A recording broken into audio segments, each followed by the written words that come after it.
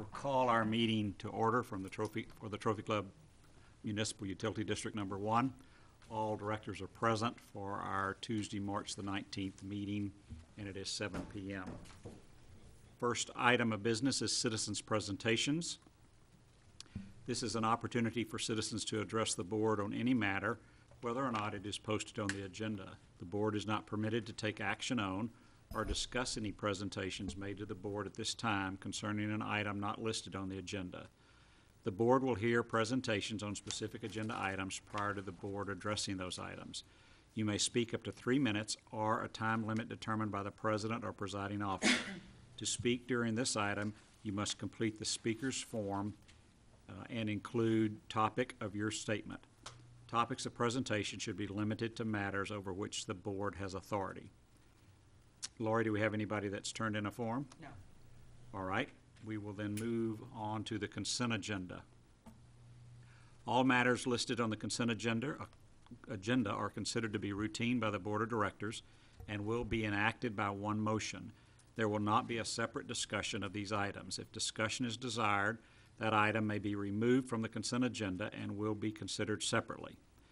Directors, does anyone wish to move an item from the agenda? I make a motion that we approve the consent items. Second. All right, I have a motion to approve the consent agenda items of the February 19th, 2013 regular meeting minutes, the March 5th, 2013 joint meeting minutes, and the February 2013 check register. And I have a second. Any discussion? Oh, no discussion. All in favor, signify by showing your hands. It is unanimous. Everyone approved. Item number 2, consider and take appropriate action regarding resolution of the Board of Directors of the Trophy Club Municipal Utility District Number 1 authorizing the issuance and sale of Trophy Club Municipal Utility District Number 1 Revenue Note Series 2013 in the amount of $445,000, providing for the security for the payment of said note, prescribing the form to said note, awarding the sale thereof, authorizing and paying agent registrar agreement, and an investment and commitment letter, and enacting other provisions relating to the subject. Greg, do you want to talk first, or do we want any statements made prior to that? Or was he just here to answer questions? I like the statement as to exactly what the 445 pays for. All right. Jennifer, you want to address the issue of what we're doing, why we're doing the $445,000? Sure. I can bring up the items. I'll try to remember off the top of my head, but these were items that we had budgeted this year, and the board decided to do a certificate of obligation.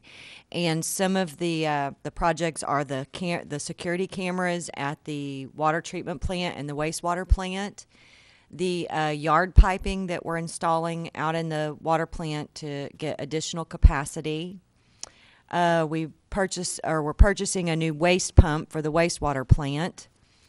What am I missing, guys?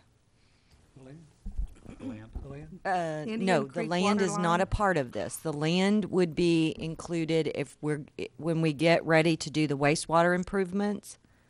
That will be reimbursable from those bonds if we decide to do bonds, but that is not included in this.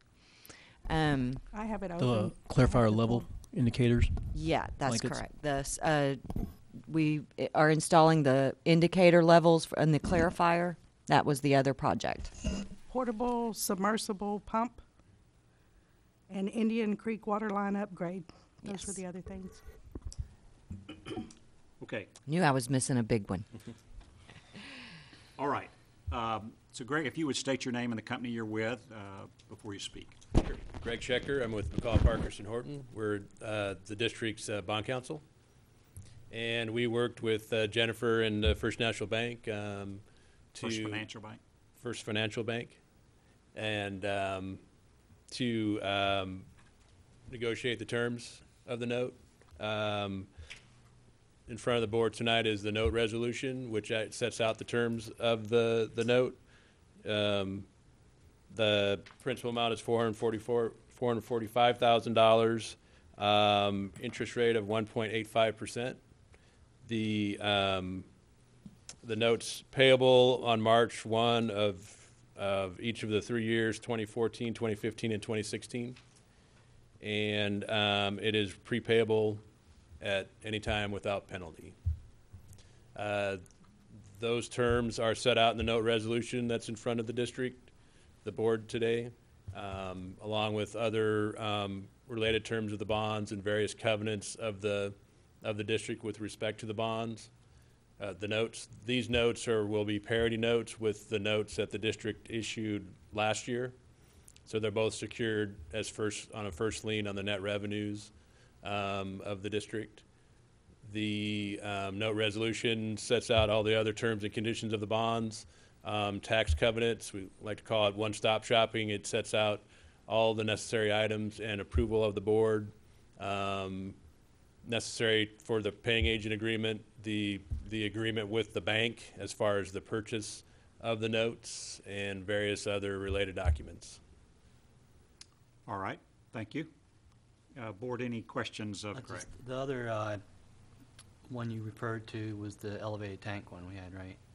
That's correct, Okay. yes. And you said first lien, so they're both first liens against the They- revenue now. They're both first lien, parity lien on the net revenues of the district, yes. I just want to make sure. Yep. Kevin, it was the ground storage tank. Yeah, the ones across the street there? Yes. Yeah, that's what I thought. It's like $1 million something. The elevation of the, Yeah. yep. Yeah, okay. So I have a question about page 33 of our packet. Okay. You I don't know if you have the packet or it's the Exhibit A. the Okay. debt service schedule for the note. Exhibit A to, To the first agreement, I believe, The investment letter. okay, the investment letter, I yeah. have that with me. You have that? Mm-hmm. Um, Exhibit A, okay. So what I'm reading and hearing is payments made March 1 each year, but that Schedule A makes me think looks like there's a September 1 payment of just interest only? Interest only, yeah. Okay. Interest is paid semi-annually, principal is paid March 1 of each of Okay. those years. And you have 2014 it starts. That's correct. Okay. So the interest is actually September 2014. There's an interest payment on March 1, 2014, and then interest and principal payment, and then interest only on September 1 Right, of exactly. 2014. Okay. All right. Any other questions? I make a motion that we approve the resolution of the Board of Directors, Utility District Number 1, authorizing the issuance and sale of Trophy Club Municipal Utility District Number 1 Revenue Note Series 2013 for the amount of $445,000. Do I have a second? Second? All right. And did we need to state, just a second.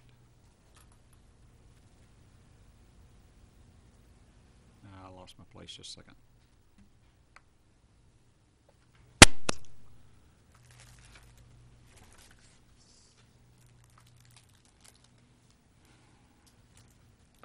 Did you state Resolution 2013-0219? No, but you just did. Thank you. Thought we needed to state it, so I Yeah, just, what I was looking. I had it written down here. I just Okay. didn't. Thanks. All right. So we will, your motion and the second agrees that that's what it would be. Yes, I amended to include All right, any other discussion? 2013 too. I'm fine with that. All right. All those in favor, show your hands. It is unanimous, none opposed. Thank you, sir. Thank Appreciate you. your help. Thanks, Nick. Thank you for attending tonight. Item number 13, receive the district manager's report consisting of the water system operation, wastewater operation, finance update, website analysis, interlocal agreement with the town of Trophy Club for water supply and wastewater treatment services, water usage and revenue for 2011-2012 comparison. You meant to say item 3 instead of 13, I believe. Oh, did I say 13? Yeah. Item 3. That's thank back at you. Thank you for keeping me correct there. All right. Jennifer, All right. On the water billed and water pumped, Adrian inadvertently left off the number of connections at the bottom, And so, since it's so tiny, I'm going to read it to you. For February, there were 3,932 connections. What you have in your board packet is the correct water billed and water pumped data. Just the active connections at the bottom, he forgot to get filled in for February. So, it was 3,932 connections. With that, I'm just going to kind of open it up to any questions, and then I have a little presentation to do after we go through the rest of the report. All right, anybody have any, were you going to go through the other items, or just the water is all you were going to comment on? That was really all I was going to comment on. If anyone has any questions about any portion of the... All right, Director Thomas. I had sent Jennifer an email that I got from AWBD about legislation that is kind of finding its way through Austin right now about requiring water sellers like ourselves to start reporting the amount of lost water, wasted water. How much is ours versus, pumped versus billed? How much are we losing? Can't account for, don't know where it went. Well, we already have to report that annually. I'm just asking the amount on this report. Right, and I know the bill that you sent over that is going to expand upon that. But I think when we did the annual last year, it was it was less than 10%. Our water loss for last year, when we did the audit, it was less than 10%. I don't recall off the top of my head. So if you look at that page, don't you see those figures on the 2012-2013 line? The billed is 34,668, and the pumped is 37,867. So you subtract the 34 from the 37, and you get the gallons About, accounted yes, for. right. So there's about a... Theory. But there's sometime a little lag time in some of that. Is that true or not? Seemed like before we asked that. Right, it's the we read the meters on the 25th, and there's actually like a 4 or 5 day lag. And additionally, some of the water that is not billed is used for flushing the fire hydrants. There's some water used in the process itself. So that is water that's actually pumped but not billed. So when you actually do the unaccounted for water calculation, you estimate what you think was used for the month or the year, however you're looking at it, for in processes. And also we have accounts that that may not be billed. For example, at the water plant, if we're using water at the water plant, we're not actually billing for it, but we have that measured. So those things go in there. So at the end of the year, every year we have to report our unaccounted for water. And we just did that report, and I'm sorry, it was back in the late part of January, and I remember it was less than 10%, but I don't remember off the top of my head. I can bring that to you next month if you'd like. I didn't read the resolution verbatim. I scanned it, pretty heftily, and I sent it to Jennifer so she'd at least be aware of it. I just wanted all the directors to know that this particular legislative session, the buzzword down there is water, water, and water, is stuff that they're looking at, and so they're going to tighten up the strings on this particular area, and we just need to make sure that we're doing everything we can to not lose it, because Yeah, and who knows what they're going to start coming at you. I mean, we don't know yet. They could say, if you're losing more than 3%, we want to know why. right, that bill is going to your water, if you have over, I believe it was 15% water loss, before you could take out any type of bonding, you have to agree to make a part of that bond some effort to reduce your water loss. So that's big. That is big. And it's set by population. If you have more than 100,000 people, 50 to 100,000, less than 50,000, and we fall into one of those categories. I think Jennifer's right. I think it was 15% for our category. Just be aware they're going to start tightening the wrench down. All right, any other questions about any of the items? Other than we're going to see a little presentation about the mud usage rate. Any of them? Any of 'em. Okay, I just had a question on the PID connections. There's none in the pipe as far as waiting for us to do anything, or because it seems like that PID connection has dropped off dramatically? Renee? I talked to Ron today, and he said last year was just kind of an exceptional year. He said they do have 44 in review right now, and I think he said like 15 of them were would be ready to for them to come pick up, pay the fees anytime. So it's starting to pick up, but he said it's just been kind of dead during the winter. It seems like, I mean, the reason I ask, we'll get into it later, is that come May, that amount comes up, and I didn't know if they had things that they were waiting on or anything like that. The 5 years is up in May 7th, I believe. Right. far They as- did recently finish major construction for roads, sewer, Over in Harmony. utilities.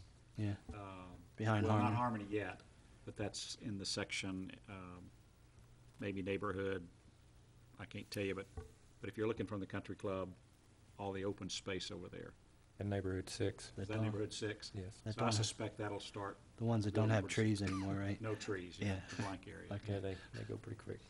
Hey, Jennifer, Uh-huh. they're going like crazy back between Harmony Park and our water plant, our sewer plant.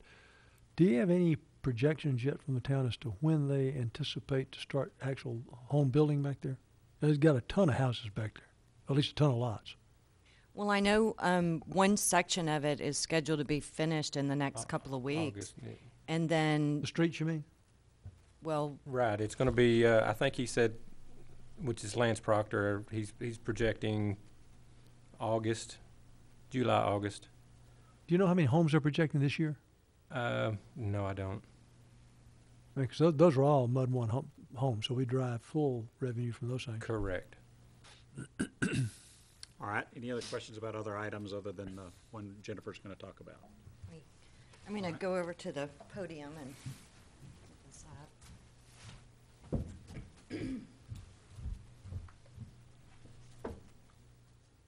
So this is page 85 of the packet, right? Mm-hmm. Usage and revenue for 2011, 2013, 2012. 2011, 2012, excuse me.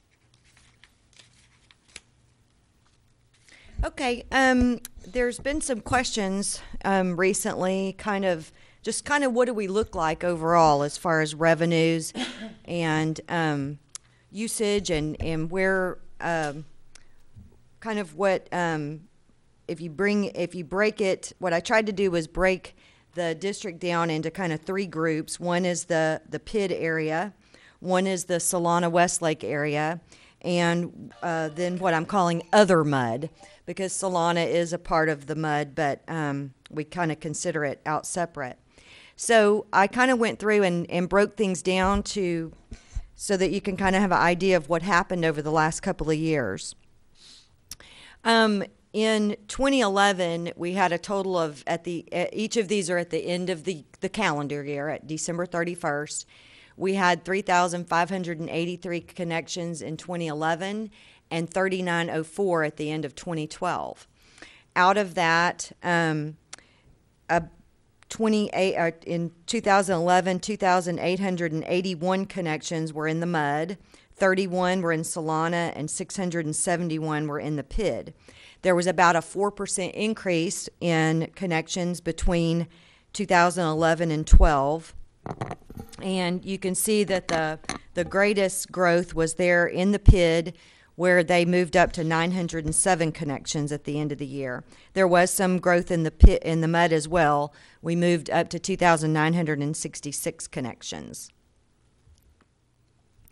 As far as what percent of the accounts per area, the next slide shows that the PID at the end of 11, they made up almost 19%, and Solana makes up a little less than 1%, and the other mud makes up about 80%. Then in 2012, with the growth, at the end of the year, the PID represented about 23%. Solana still a little less than 1%, and about 76% for the other mud. Now kind of looking at usage, just to kind of show you, to kind of outline this, I picked the peak month of August, and August was the peak month in 2011 and 2012, so that made it kind of easy for comparison purposes. But for the peak month in 2011, the PID used about 23 million gallons. Solana used about 19 million gallons, and the rest of the MUD used about 129 million gallons. So for that month, we used a total of about 170 million gallons of water. Moving over to 2012, you can see that the PID in 2011, the PID and Solana were kind of neck and neck on usage. They were right there together, except for that peak month. Very similar in 2012. The PID used about 28 millions in the peak month of August. Solana used about 15, and the rest of the MUD used about 102 million, which made for August about 145 million gallons. If you kind of break that down to percentage use by area, in 2011, a total of 942 million gallons was sold in 2011, and 75% of that was from the MUD. About 11% was from the Solana area, and about 13% was from the PID area. Then in 2012, there was a total of, in 11 it was 942 million gallons, and in 12 it was 943 million gallons. So we were very close those 2 years. 11, of course, if you remember, was the really horrible drought, and it was a very high water usage. So even with the growth, 12 we were about even with 11 because of the very high usage in 11. But in 2012, the PID represented about right at 19% of the usage, Solana about 11%, and the MUD about 70%. How does that compare to water revenues? Let's look at 2011 first. The PID, if you recall, was about 13% of the usage, and they're about 13.6% of the annual revenue. Solana was about 11% of the usage, and they made up about 12% of the revenue. And the MUD was about 70% of the usage, and they made about 75% of the revenue. Then in 2012, the PID was about 18% of use and about 19% of the revenue.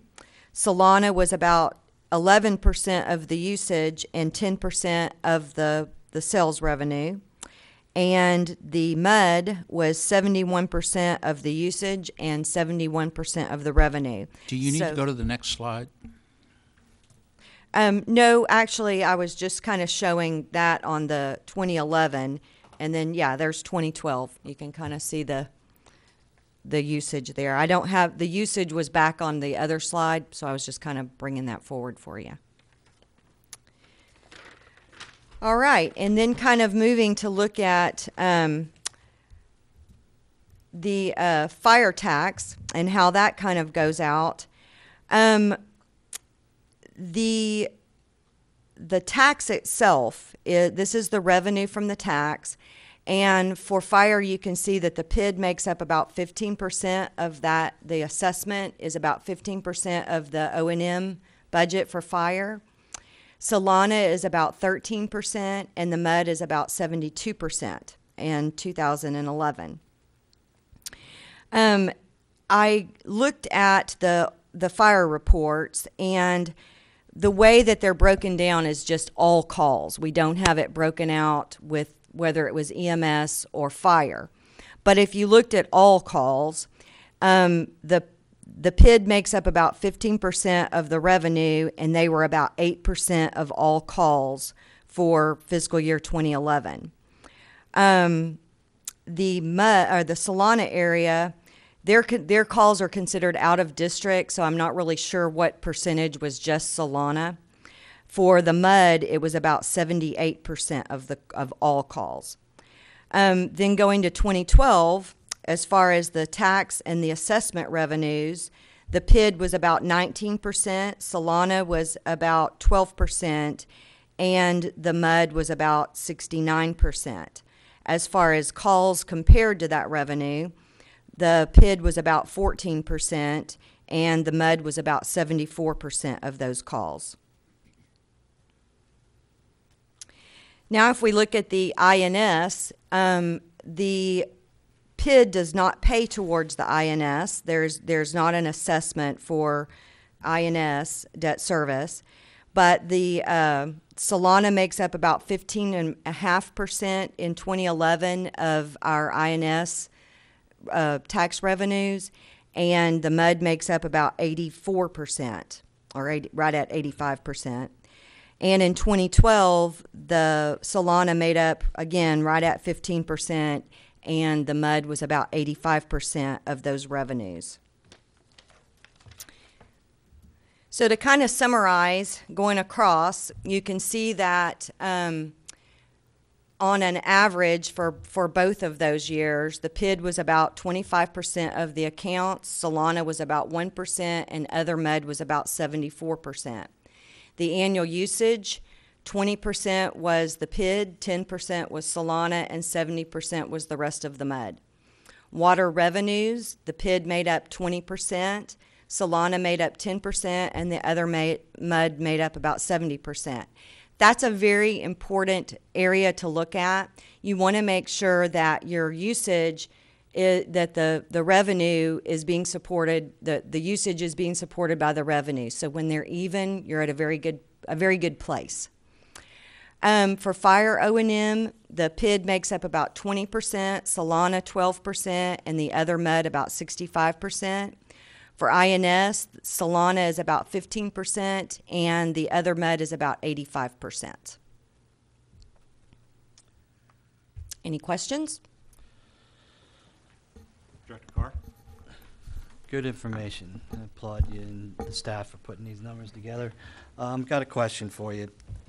A few years ago, there was talk, okay, the PID will offset the Solana revenue.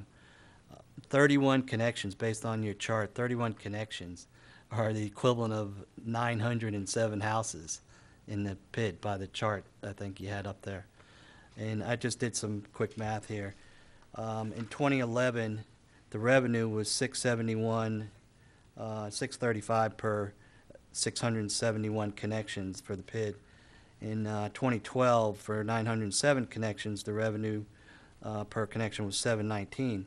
And my question, I guess I'm getting to it, is in the MUD, the same year, we were getting on 28, I think 85 or something, 81, we were making 879 per connection. And then in 2012, we're making 827 per connection. I'm wondering why there's a difference in revenue per connection. Now, you go to Solana and you hit home runs. It's 2011, it was 11,483 because there's only 31 connections. It's commercial, obviously. And then in 2012, it was 12,144,000 per connection. And what I'm getting at is it costs a lot less to maintain those 31 connections than it does 900, or if you add both connections, it's like, what do we have in total residential, like almost 4,000 now, 3,900 or something? Yeah, 39, So 32. I guess, why is the PID connections bringing less revenue for, it's a house? Is there something? Well, one thing you have to keep in mind is there is a lot of growth in the PID. So we were looking at numbers as of December 31st. Okay. So when you spread that over 12 months, which is kind of how you were looking at it, that makes sense. They increased through the year, and so maybe some weren't paying but 3 months out of that year, because it is a growth area. Unlike the MUD, isn't as high of a growth rate, so you're kind of seeing more across the board. Okay, so But in 2011, we also had an increase in MUD connections. not that much. That was 2881 to 2996, so 110, 100 something. And But- 2011 is such a difficult year to use when you're looking at any kind of water usage because it was just so dry and so very different that you know every water provider saw a real spike in their revenues and their usage, and even with restrictions, you were seeing higher usage because people were watering more. So 2011's kind of a bad year to even look at. I mean, the picture I see, I mean, it's all good numbers and it really breaks it out. But just Solana, the impact of Solana. It's huge. I mean, it's amazing. 100 and, you know, let's see, 100 or 12,144. I mean, per connection. I mean, that's unbelievable. You know, that goes away. That's, you know, that's a big impact. All right, any other questions, directors, of the report? Or any other reports that Jennifer had for us? All right, seeing no one wishing to speak, we'll move on to the item number 4. Receive the fire update consisting of the February 2013 activity, update of Northeast Fire Department Association capital replacement, and the response time presentation. Chief Thomas. Nick, Yes, I'm sorry. I'm sorry, but we forgot the, we were going to talk about the interlocal agreement. All right, I apologize. You were going to do that during, The manager's report, so okay, so I, should have we'll brought go it back up. to item 3 then. I gave y'all a handout, but I have it for the overhead too, so.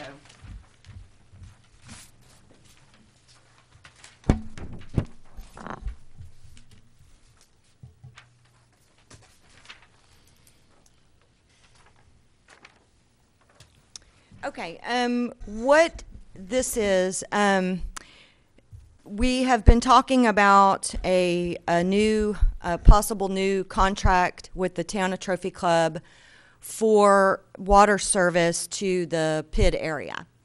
And there's been some questions from board members regarding what are the options. And so I wanted to kind of give y'all some information on what the two different types of scenarios that are available for water service to the PID. There's what we call the wholesale scenario and the retail scenario. Kind of starting with the wholesale scenario, that is the current contract that we have with the PID or the town right now, is the MUD provides wholesale service to the Town of Trophy Club. And so if you kind of follow the diagram, the MUD has basically two customers. One are all of the MUD customers, and the other is the Town of Trophy Club. And we directly serve the MUD customers, so that is our retail base. And we have one wholesale customer, which is the town. The town actually provides the resale service to the PID customers. So in reality, the PID customers are not directly served by the MUD. In order to continue with this type of arrangement, the town will need to seek a public water system ID from the TCEQ, and all of the TCEQ requirements that apply to a water provider will also, the town will have to meet those requirements individually. It's not combined with the MUD system. It is a separate entity, or a separate water provider. It will require separate monthly TCEQ reporting for the town and the MUD, and each year we have to put out a consumer confidence report, a CCR, and that if the current situation that we have right now, we have an operations agreement, and we can combine that together for both systems, but it does need to indicate that it's for the Town of Trophy Club and for the MUD. Right now, or in a wholesale arrangement, the town actually purchases the water and wastewater service from the MUD, and then the town has the authority to set the rates and charges and all rules and regulations related to the water and wastewater system in the PID area. The town, of course, maintains ownership of the system, and they're responsible for service and water quality from the entry points forward. The town is responsible for reporting any type of sanitary sewer overflows and TCQ regulated reportable incidents. The town can designate signatory authority to an operations company, which in this case is the MUD, but the responsibility for those things still lies with the town in a wholesale scenario. Again, the current contracts that we have, we do contract for operations. The MUD personnel operates the system for the town. The current contract, the town does contract with the MUD for billing purposes. But in a wholesale scenario, they have the option to bill separately if they so choose. Any type of system upgrades are the responsibility of the town within the town system. And system capacity is set in a contract, and any additions will require payment from the town to the MUD. And I'll kind of give you a similar scenario. We have a contract like this with the city of Fort Worth, and as they do off-site improvements that are meant to bring additional water to serve us, we have to participate in those. They bill us directly for those in our monthly billings. However, we negotiate that out with them. But in a wholesale arrangement, that's how these things are taken care of. If we continue with a wholesale contract like we have, it may require some modifications to our City of Fort Worth contract that we have right now. And any wholesale contract has to be submitted to TCEQ within 30 days of its execution to be a valid wholesale contract. Okay, the other scenario that we have been talking about. Excuse me. Could I ask a couple of questions before you go on? Sure. Under the wholesale agreement, I believe that there can only be one entry point for water and one exit point for the sewage. Is that correct? You can have multiple entry and exit points, but you need to meter those so that you know the amount that you're basically selling to the other entity. So we would charge them for the meters then? Yes, for an entry point meter. Actually, Fort Worth, they have standards but we have to purchase the meters, correct? Yeah, we have to purchase them. We just have to meet their standards. That's all kind of part of what you put into a contract as to how those things work. But normally, yes, whoever's receiving the service, they're the ones that's responsible for the metering. Okay. All right. That answer your question? Yeah, it does. It also, I guess, kind of wonder if we were to do a contract, for wholesale, and the contract needs to be at TCEQ in 30 days, did you say? From execution, yes. Oh, and it has to be executed when this one expires, correct? That's correct. The town would have to execute it within 30 days. Well, it has to be submitted to TCEQ after it's executed by both entities, the seller and the buyer. It has to be sent to TCEQ. All right, Director Thomas? Jennifer, I thought one of the problems that we had with this current situation is that the contract was not drafted by us. It's basically wrong the way it's done, I understood. I believe, and correct me now if I'm incorrect, but I thought our contract with Fort Worth does not allow us to sell it to another entity that's going to turn around and resell it. I thought our contract said that we couldn't do that. What the contract says is that we cannot sell water to another governmental entity unless it's in our service area. And it's in the past, in all contracts, the PID area was included as a service area in our as part of our service area. we believe that this current contract, it's just an error that it's not included in there, and we're working on getting that map straightened out. And not having a CCN for that area also doesn't put it in our service area. Correct. And just So let's, that's the reason the word may is there. We talked about that today because the impression that we had was that we had a problem the way the contract was written Right. and operating. Right. And so because it looks to be an error of omission, but the contract that we have with Fort Worth has been in existence since 1979. 1979, but then the latest contract was signed 2010. 2010. So from 79 to 2010, all of the area was included in our service area.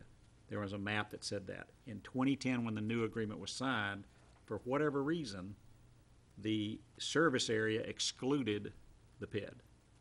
And it indicated the Solana area was out of district, which it is not. It's included in the service area, but as out of district, and that is not at all the case. yeah. I guess the question really is, will Fort Worth allow you to sell their water to another governmental entity at a wholesale price and they mark it up? Will they even allow it? We don't know, and that's why it may require some discussions with Fort Worth to continue that type So of a this whole contract. scenario may be just off the table if they don't allow it. Well, we've got to have some scenario that'll work. That's the reason we're talking about this. Yeah, I'm saying if they Okay, don't let- allow it, Bill, this goes away. We can't do I this. just want to clarify the difference between service and in district. We can have a service area through a CCN or whatever, but that doesn't mean they're in our district. So That's correct. As Jim mentioned, even though they're in our service area, they could technically be charged at a district rate. That's correct. Okay, I just want to make sure everyone understands that. So currently, Jim, to that particular point, as we work through it with Fort Worth, is Fort Worth has said, in order to correct the agreement and show the correct service area, they don't want to do that until that we do an amendment to the contract, and they don't want to do an amendment to the contract without doing an amendment that includes our participation in this next improvement of water line and services to us. And so those two, they're right now putting together as one discussion point, one amendment to the contract. So even though we feel like, and based on our records, how could they reduce our service area just because the map was somehow done wrong in the agreement? But nobody caught that the map was different until recently. Do we have any interest in even doing this at all?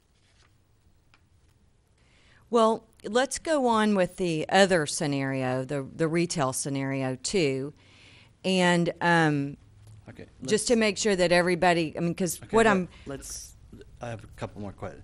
This wholesale scenario is if we wholesale to the town, or the town is also a wholesaler? the town would then be the retail provider to their customers Under this. Scenario one. in scenario one, yes, or wholesale scenario. The other scenario, and this is the scenario that was discussed in our last PID committee meeting, was the retail scenario. And the difference is the MUD is the direct provider to the MUD customers and the PID customers. We would provide service directly to each customer class. The customers would be served through our current public water system ID that we have from TCQ.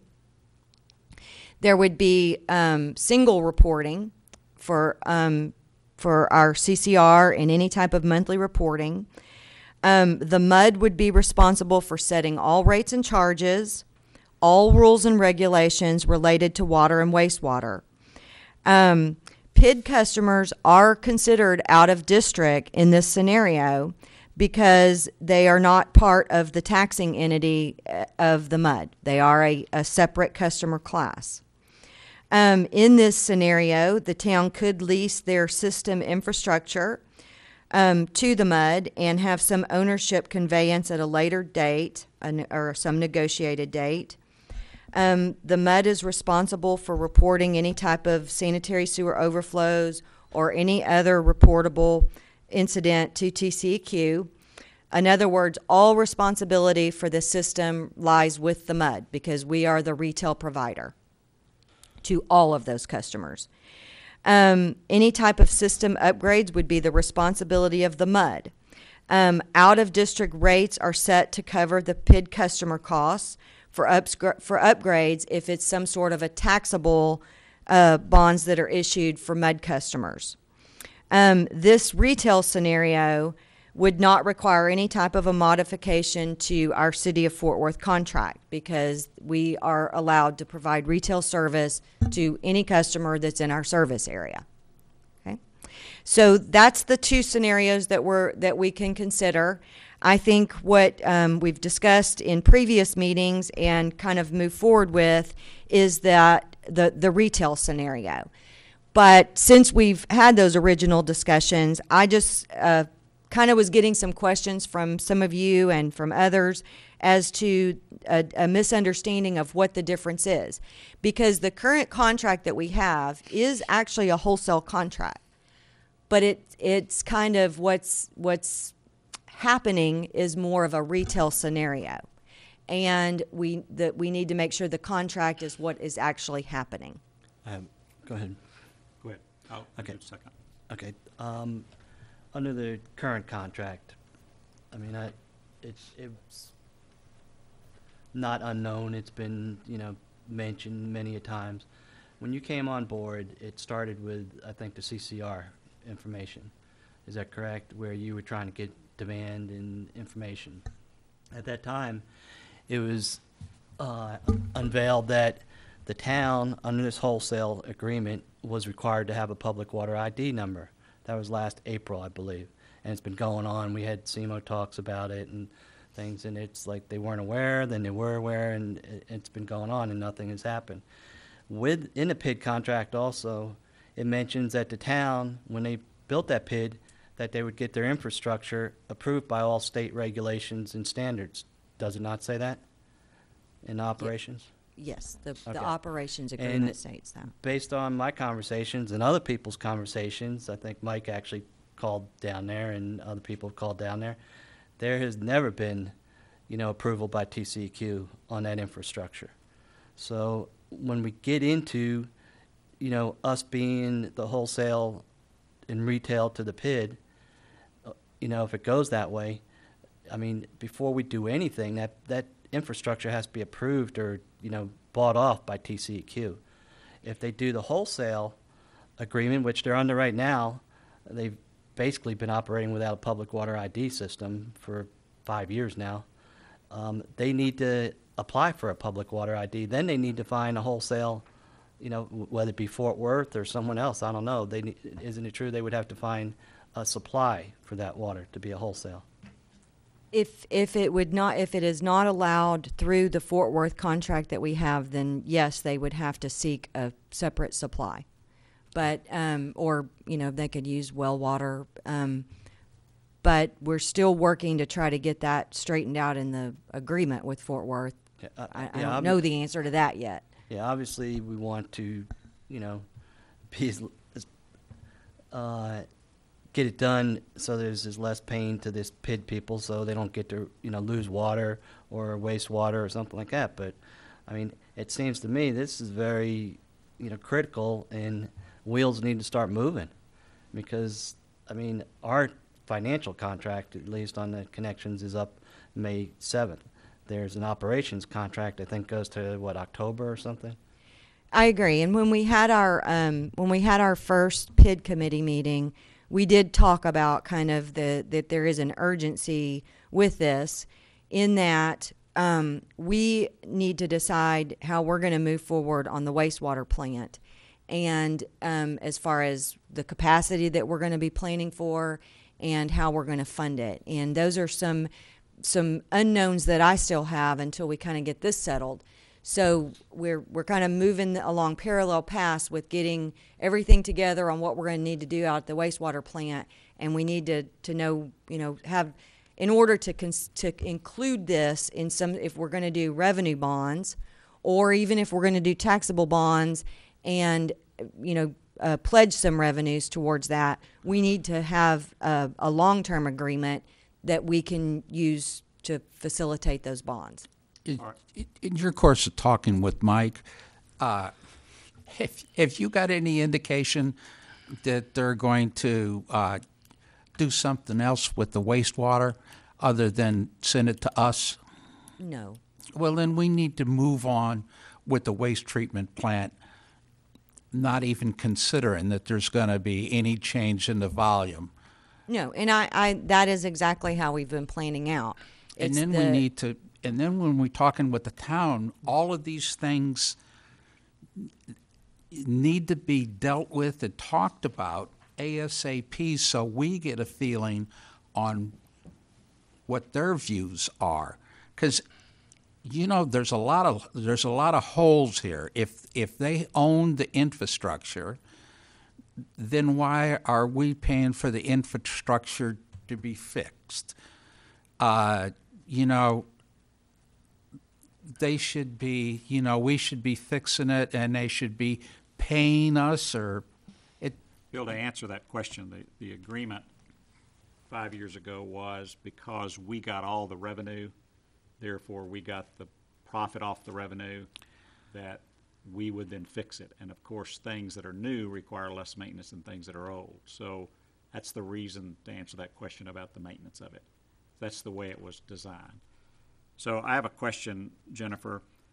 But that agreement goes away, and it's a whole new agreement. Whatever way it is, it's a new agreement, and we need to address each one of those issues, whether it's not we say, well, let's keep it the way it was, or let's find out what the numbers are and look at it more critically. If we keep the contract the way it is, there's going to need to be some actual physical changes in the field. That's kind of, I think, what we were talking about as far as the interconnection, how it's going to go in and out of the area. So I think it's going to require some physical changes out in the field if the wholesale scenario is how we decide to move forward. So, I mean, we can even legally do that. Well, Fort Worth is a big it would thing there. require This us, may and to if. complete that with Fort Worth blows this up, this goes away. There is no scenario one. right. It's a huge deal. And it ought to be So fair. I had a question. When you're talking about out of district, our current rate schedule says that out of district is a higher rate than in district. The term is used that way, right? So if you were trying to do the retail scenario, because you've said that PID customers would be out of district, they would be at the higher rate. Okay, the rate that we have currently for out of district, I can't I can't tell you if that's the appropriate rate for the out of district that we're looking at. I understand Okay, that. But the way it's defined today, if we went scenario retail, could we have two out-of-district rates? Out-of-district PID, out-of-district other. Is that possible in a rate structure? So Yes. the rates could stay the same whether you're PID or MUD. yes, Okay, and that's when the key. when we do the cost of service analysis, I don't know how anyone is going to look at this other than what is the cost of service to this customer class. That if I were doing the rate study myself, I can tell you that that's how I would have to look at it. And the cost of service to different customer classes is very different. And in the case of the PID versus the MUD, it has to do with the costs of capital improvements, especially if MUD customers are paying taxes for those, and we can't tax PID customers, theirs has to be footed through the rates. But what that cost will be I can't answer until I know what cost we're looking at, And that is, last month we talked about doing a cost of service rate analysis. And that's one of the reasons I really feel it's important that we have a consultant look at this, is because looking at these different scenarios that we already have, it's a lot of different customer classes. So the improvements that we made to the ground storage tanks that were $1 million roughly, we are paying those over a 3-year note from water revenue. Right. We are not, do not do a tax pass-through on that. So in that sense, all customers are paying their portion of that improvement, To include the pit. right? That's correct. And so if we were to build another tank or another elevated tank, if it was through water revenue, then the tax issue goes away. It's not a tax issue, and how can their cost of service be less or more? If everybody's paying it through water revenue and the whole system is pumping the entire area, pit and town, pit and mud, how can there be a difference? Well, Nick, along that same line, when when we first worked with the town on setting up this contract in the first place, one of the huge issues we had on our side of the fence was we did not want the PID customers to wind up having to pay more money for water and sewer than mud customers. We wanted the rates to be identical. And even though this contract got structured under this scenario, we had an absolute agreement with everybody that the rates would hold as the same. Now, one of the things we've been trying to do, looking at our long-term capital investments, is do it through water rates because they're paying the same amount of money. Who's the "we" that you're talking about right there? Mud One. The $1.2 million you spent on those 3 tanks we did with water revenue. We talked about future projects, trying to spread them out over time so that we can continue to do it with water revenue without having to issue bonds, because bonds raise taxes. You have to pay with tax money. If you pay for it with water revenue, then the PID is paying the same amount of money as we're paying per household. Now, I don't Bill, remember. back- I don't remember the discussion for it being that for future construction, though. Back to your earlier question, Bill. The problem that we have to struggle with is, and the reason we can't just say let's go forward with the wastewater side of this and forget the water side, is this particular issue.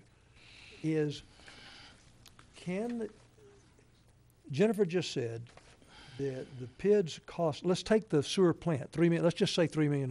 You know, it's somewhere between 2 to 3. Let's just say $3 million, round it up. Worst case.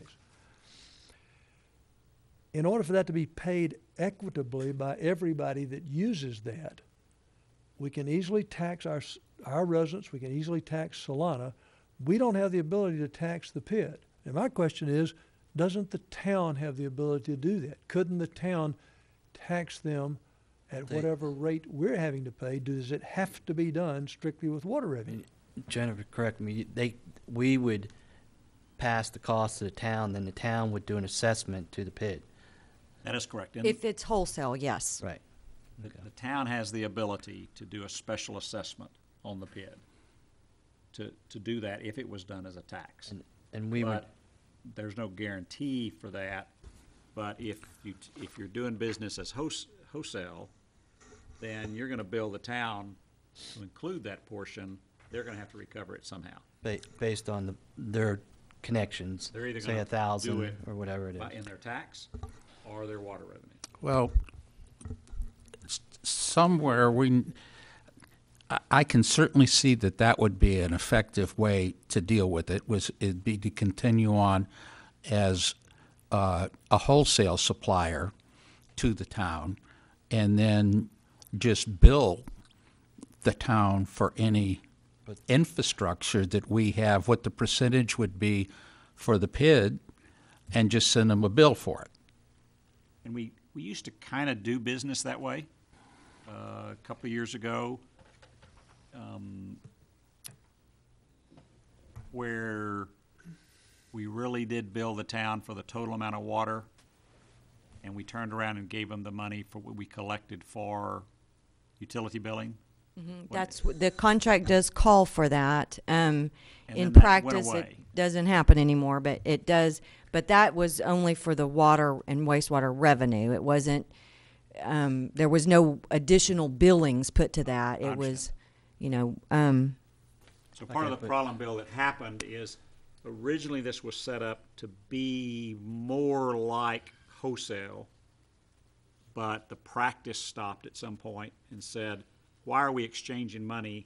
You've got all the money because you bill them directly through utility billing. Why don't you just keep it? Because it's supposed to be equal anyway. So it was a Okay. accounting practice. Yeah, another thing, he said if it stays wholesale, well, with that, it has to be, the town has to get a public water ID. They have to get their system approved. You know, that's for them to be a wholesaler. And then they have to, we have Yeah. to be approved or blessed by Fort and Worth. a wholesale contract usually calls out for some capacity in a system that you are basically selling to that other customer. And going back to our City of Fort Worth contract, we have X capacity in a water line that brings water from their water plant to our system. That is, it's a big line, and we use it, and Westlake uses it, and other people use it. It's now has no additional capacity. That's why they're upgrading it. And if we're going to want future capacity in that line, because they're oversizing it, we have to participate in that. And the Fort Worth is not going to bill our customers for that. They're going to bill us for that. And then we have to, you know, pay them for those upgrades. Going back to the cost of service, there is already debt service out there that the PID is not paying into those. There was a wastewater plant expansion, I don't know, 10 years ago or something that we're still paying for. They have capacity in the existing system is what I'm getting at. So the other part of this is we get better rates if we do tax bonds. We get lower interest rates. Now, given you can choose to pay that with revenues. But by having that ability to do tax revenues, tax bonds, it does benefit the PID customers as much as the MUD customers. You can then choose to pay that through revenues. But it is in a retail scenario, I don't know how to call it anything but what it is, and the PID would be considered out of district. Whether there's a different rate set for them, that's based on the cost of service. Okay, All right, so I got go ahead. Okay, you mentioned a couple things. Number one, the Fort Worth line capacity. Obviously, we would pass that cost, you know, a portion of the cost. Everything gets, you know, divvied up how big the PID is compared to the MUD, to Solana, and then we would assess that fee to the town, who would then assess it through taxes or whatever to the PID. Correct? Mm-hmm. That's the fair thing. Okay. I'm not sure what you mean by how big. Okay, But but it would be based on the capacity that they're using in our okay, system. that's what I'm getting to. Okay, part of the PID contract stipulates that the town will provide an infrastructure to handle their capacity. Is that right? They'll build an infrastructure to support the PID. Yes. Okay. Have we ever done an analysis to see if they have enough capacity? Because I think the answer is going to be no. That does the system out there, as far as water storage, there was even mention of drilling a well originally, and then holding ponds, which that didn't go over because of the rock. But have we done an analysis to see if that PID is actually built out to handle the capacity, or are they utilizing our water storage? And I don't want to say our and theirs because we're all Trophy Club, but the current water storage that we have now, are they tapping into that because they don't have enough capacity? I know they built the ground storage because of the pressure. They were, you know, didn't have enough pressure out there. That's done now. The elevated The elevate, storage. excuse me, elevate. Yes, they have more than enough elevated storage. As far as ground storage, no, they don't have They don't ground have any storage. ground storage. They don't have any ground storage. So, They're getting it from us. but, so that, per the PID contract, hasn't been built out yet or looked at? Because I have we're- not taken and separated out the PID to look at like tank requirements. I've looked at the system as a whole. Okay, only. and then, because as far as our responsibility to the PID contract, we're supposed to provide water to point A or multiple point A's, and they do their system handles everything. There shouldn't be, okay, ground storage from this side going over there. They should have everything self-contained, because we're only giving them water to one spot, is that right? No, and there's multiple entry Multiples points. now, but the way the PID contract was written, It was supposed to be we would provide single, point yes. A, put a meter, backflow on it, and then their system would be all together. They'd have Yes. enough. That That's is not the how way it the is in contract today's was world. written. That's Okay, I correct. just want to make sure. Okay, the other, go ahead. What I'd like to see you do is, based on the contract, based on us being the wholesale provider, is detail the plan to the town of exactly what would be required to do that, meaning the meters, the backflow preventers, everything else, and answer the questions that we have about paying for us having to increase our capacity, both for water and sewage, and how that cost wants to be handled by the town. And put that together, give it to them, and then say, or you could just give the whole thing to us and we'll just handle it. And is there any, and as we have legal advice here, what would be the problem with the town just saying, here's the PID? Could I'd like to be a little bit more specific. To your question, to Jennifer Baldo put together, we need step one where the town has to tell us which way they want to go. And we got to give them Yeah. something so And they then know. before she puts anything together, we need to know from the town, do they want to be a wholesaler, retailer, or what? Those are the two things. Tell us which way you're going to go. Then we can devise a plan on what they want to do and say, okay, this is what you have to do. Now, the second part is the town, and Bob, maybe you can help me. My thinking, they're already considered out of district. So if there is an elevated out of district rate that goes into place, or if they stay the same, that's fine. But if it's an out of district rate, they're going to be paying more than the existing Mud One customers. They already have an assessment fee that they pay to pay off the PID bonds. Has nothing to do with us. It's the PID bonds for putting the infrastructure in the ground.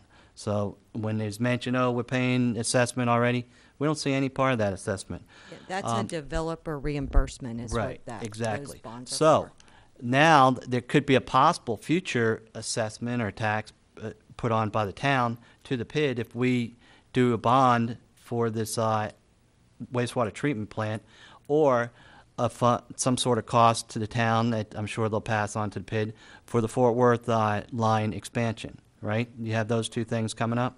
Yes. Okay, those would pretty much require Mud One to do a bond. So, would it be beneficial, and maybe Bob can see if this is, if the town, says, hey, we want you to annex and put that PID into our district. Right now, our tax rate, for mud, for not including the fire's like 10.4, the mud is another 3 cents, right?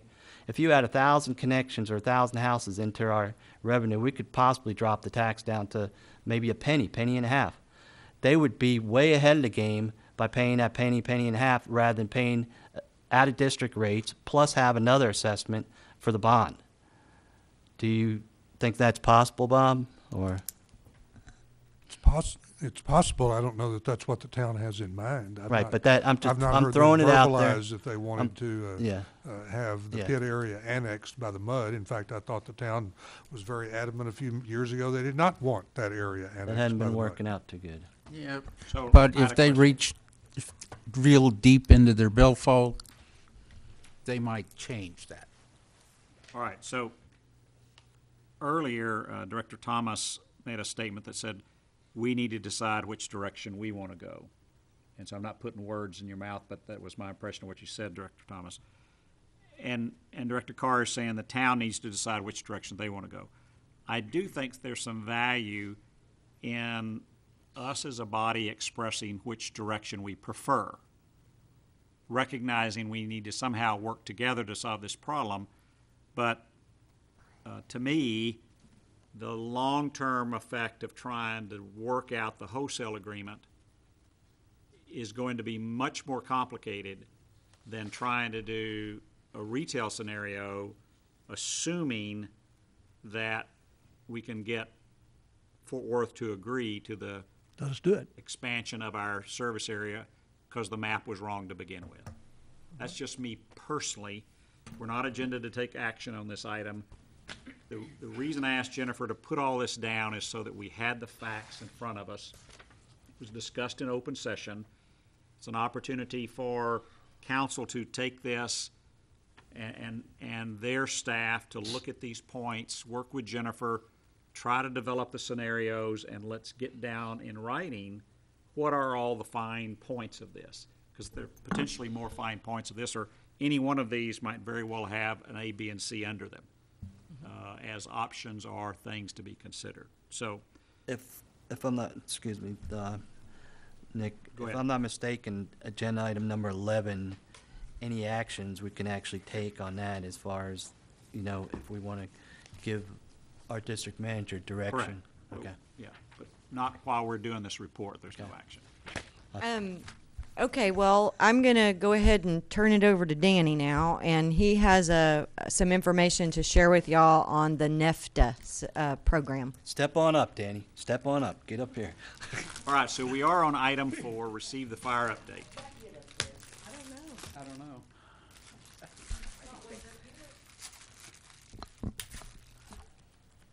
It just changed. 2 years now. Renee, how did you get on it? Down there. There's a button. While she's dealing with the display and everything that I can't see from over here, maybe we ought to put on next month's agenda, getting some flat screen displays, one that sits right up here for us to see. That'd be pretty cool. I think that sounds like a good idea. Or get one but- that hooks to the back of the podium. All right, so let's, Chief, All right, thank you, Mr. President. I'll do my report from here, and then I'll get up and do the presentations. You have my activity report in front of you. February's an average month, nothing that really stands out there, no really bad weather, no major incidents. We had a total of 85 calls, 26 were EMS. We had staff activity as far as we put on 3 community CPR classes along with 4 Citizen Fire Academy classes. We are graduating our Citizen Fire Academy this weekend, and we are going to cut up 2 cars and let them play with the rescue tools and stuff up here in the When are you doing that? wind. When? That's really entertaining One to of them's gonna watch. be your Saturday car. morning at 10 o'clock That'll in the be real backyard. You bring a car. bring your Okay. vet. Yeah. Bring your wife's car, and we'll make a convertible out of it. I think a GTO would be a nice Whoa, car to hey. do that. Any questions it's on my metal. activity report? Danny, once again, what makes up the service calls? That kind of went through the roof this month. Service calls, the big number on the service calls was because we're having our annual fire inspection. So we generate activity reports through the county. It shows our activities in the community as far as we visit all the commercial businesses and do the pre-plans and go through their annual fire safety plans for the year. So we log all that as activity. And we do that once a year. Good questions. There was, I was asked Jennifer that, and you responded, so I appreciate that. But, I mean, if we do it once a year, why is it so high this year compared to last year? Just a different record management. We got more in depth into our statistics on our record management as far as over the past years. Just trying to get more, better record management for the community. I noticed a lot of education. Somebody help Jim with Continuing that. education hours, yes. Yeah. Put it under the table, you're making too much noise. Put a feedback. Okay. Okay. Somebody's gonna go, where'd all that static come from? Your Share it with me. microphone's picking up all that. Okay, before you, you have the NEFTA apparatus equipment replacement proposal program. NEFTA is and you have a history statement in front of you, and I hope all of you have read it.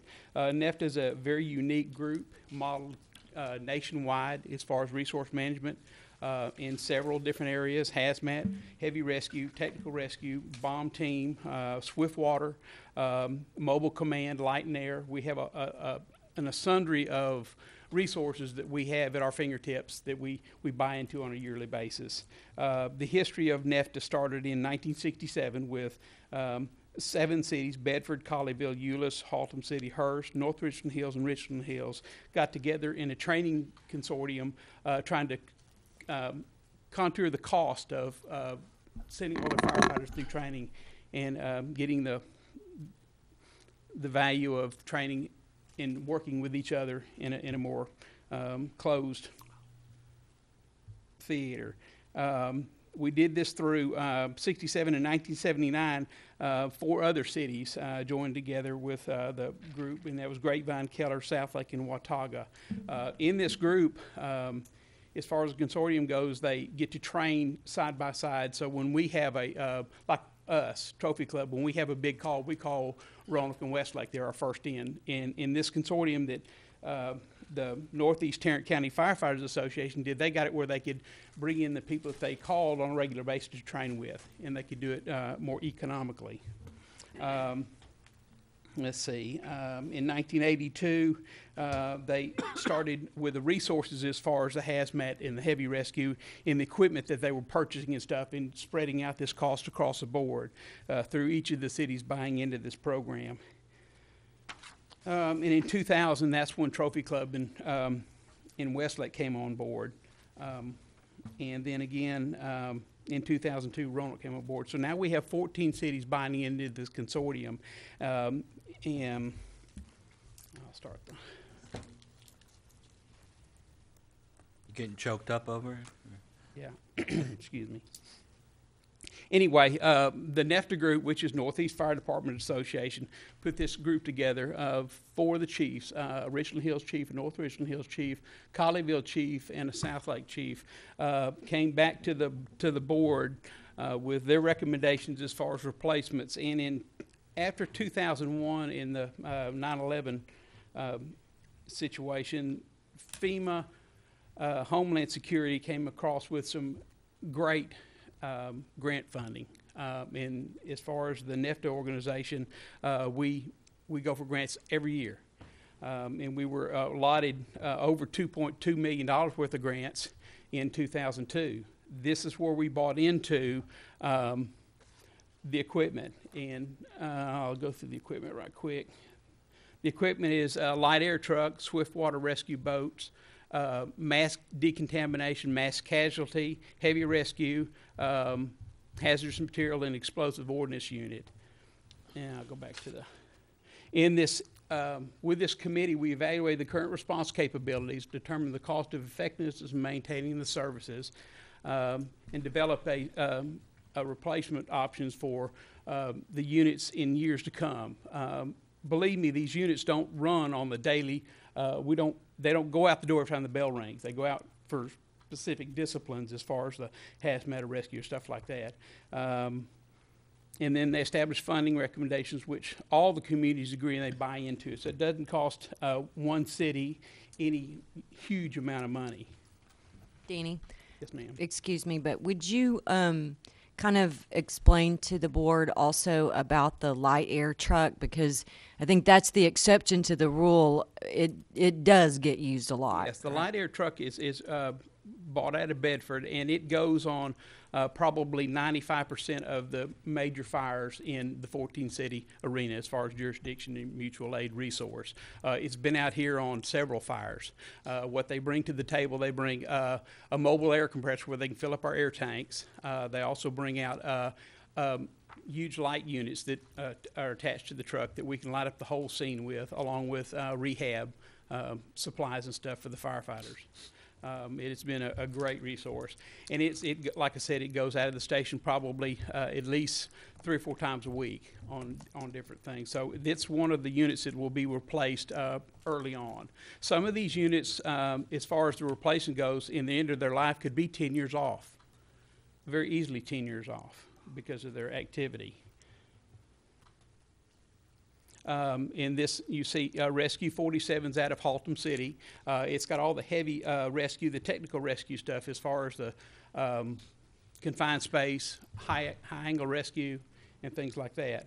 Rescue 56 is out of Grapevine, and it houses rescue equipment, but like the rescue tools, Jaws Alive, spreaders, cutters, digging tools, and stuff like that. Each one of these cities that houses this equipment, they maintain this equipment maintenance-wise and manpower-wise and have it available for response when called. We don't house anything in our city. We house the manpower. If a certain type of call comes in, we furnish manpower over a piece of equipment because we don't have the staff to maintain a piece of equipment. Mass Casualty Unit 55 is out of Hearst, and it's, like I said, it's mass casualty. It can handle up to 500 people at one time. It has 200 backboards on it, and then has all the different medical equipment to handle a plane crash. If a plane dropped down in the middle of Trophy Club, this is one of the units and one of the resources that we would call. EOD 22, that's our bomb disposal truck. It's out of North Richland Hills. This is one of our older units. It's been in the process since the early 80s. It was manned by firefighters and police officers because most of your police officers were your bomb technicians. But it has equipment on this truck that's worth more than the truck itself. It has 2 robots and an X-ray machine that's, like I said, worth more than the truck itself. Hazmat 661, that's a satellite hazmat truck that's out of Roanoke. They pull a trailer with essentials of booms and stuff to clean up oil spills and fuel spills and chemicals on the highway and stuff. And then the big unit, Hazmat 22, and we used out here a couple of times, has all the major hazmat equipment. It has the hazmat library, it has the specialized equipment for reading the chemical that's on the ground. And Danny, what's the difference between a hazmat vehicle and a satellite hazmat vehicle? The satellite hazmat vehicle just houses like the booms and the big bulky pickup stuff or cleanup stuff. The hazmat unit has all the technical stuff. It has a library in it and the computers and stuff where they can sit down and do the research on what's on the ground. And Does it also have booms and stuff? yes, it does. It does. And then we have the Swiftwater. We have 4 Swiftwater boats now.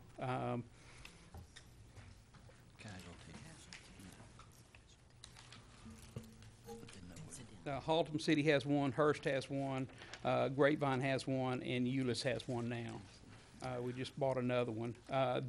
All these units are manned by specialized disciplines, specialized training. We in Trophy Club house the hazmat part of this equation. We send all of our firefighters to Hazmat Tech School, which is a 60-hour class, which allows them, anytime there's a major hazmat spill on the highway or a chemical fire or whatever, we call the team in, and this is what we send. We send 2 per shift to the incident and backfill on that. One of the great things about NEFTA is we have instead of having a boundary type of resource, a mutual aid, we have 14 cities that we pull from. There's 630 firefighters amongst the 14 cities, 155 shift personnel. We have 86 disciplined per shift. So at any given time, any of these disciplines, we have the people that can operate this equipment, hazmat, rescue, and bomb. System-wide, we've had 49,000 calls last year in one of these disciplines or another. So it's a great program. And like I said, it's modeled throughout the country. We started it, like I said, in the early 60s, and Dallas County and Dallas have modeled it off us. We've had Utah and a lot of other states take our program and bring forth it. All right. In this plan to replace some of the equipment that's going to go out is we're going to do asset reduction. The satellite hazmat truck and mass decontamination trailer will go away at the end of their use, and that could, like I said, that could be 10 years from now. The chassis are about 8 or 9 years old now, and the equipment stuff. So those will go away at the end of their. We won't replace them. Estimated about $510,000. The mass casualty unit, the same thing, with a $250,000 savings, and a total of $760,000. And Danny, why are they going away? Did they find out? They just won't replace them because they're not used enough. We don't move this equipment enough, and we're, like a mass casualty stuff, Fort Worth has a huge resource available, so does DFW. So in the event, everybody's coming anyway, so. The future capabilities, and now you have the bulk of what we will have available through the NEFTA, the group. We'll have the light and air truck, the swiftwater boats, the heavy rescue, the technical rescue, and hazardous materials and the explosives unit. Okay, and the plan in this is the light and air truck is going to be replaced new replacement of the tow vehicles for the boats, because they're used quite a bit during the storm season. We've had one out here, and they're shifted around during the storm season. They're very useful. Chassis only replacement for the large apparatus, the heavy, the hazmat, EOD, heavy rescue. 70% of the replacement cost. Equipment, new replacement, all the equipment like on the bomb truck. We just replaced 2 bomb suits. The bomb suits were $60,000 a piece. We just replaced 2 of those that were about 8 years old. What do they have, a number of explosions that they're allowed to go through before they have to be replaced? I don't know what That was me, I'm sorry, that was minutes ago, Joe. I don't know the criteria, but I know that the training for EOD is very, very hard to get into and very costly. And then you've got the recommended fee schedule in front of you. This slide is off a little bit, and I'll give you what our breakdown is.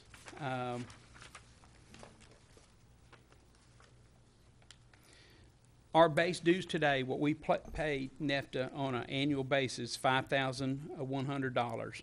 And what this is $4,500 base dues with a 0.0702 per capita. And we're running that per capita at $85.60 per our population. But Danny, I don't see the 5. I see your operational dues at $38.74 and your capital dues at $73.64. Where's the 5? They messed up this slide as far as the group did. So I'm reading you the numbers that should be, and I'm just reading ours because the numbers across the board are. Slide's wrong. So The slide is wrong. Currently, we don't pay capital dues, correct? That's kind of Yeah, we don't pay capital dues Right. yet. That's into the next part of this. So the $38.74 is really $5,100. yes. Yes, that's what we pay today. All right. And that's operation dues and then per capita. What we're bringing forth to all the cities in a base formula is $5,000 a year for replacement plus per capita. So ours would be $66.90 a year added to our $51.66.90. So our total yearly fee structure for NEFTA will be $10,833.80. What was that number again? $10,833.80. About $400 And less. that could vary a couple of dollars in one way or the other. Certainly seems like a good deal. Especially if you. they cut your car up next one. Danny, these numbers have been always in your budget.